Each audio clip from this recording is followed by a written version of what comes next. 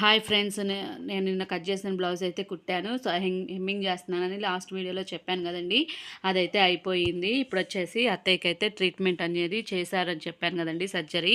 ఆ బోన్ అయితే తెల్లారికైతే తగ్గలేదండి. ఐసీయూలో పెట్టినా. మళ్ళీ వచ్చేసి అది కూడా అక్కడ కూడా బోన్ తీసేసి పొట్టలో పెట్టాలన్నారు. పొట్ట దగ్గర కూడా ఎడమ వైపు కోసి పొట్టలో అయితే ఆయమ్మకైతే పెట్టారండి. అది 6 నెలల తర్వాత మళ్ళీ తీసుకెళ్ళి తలలో పెడతామని చెప్పారు.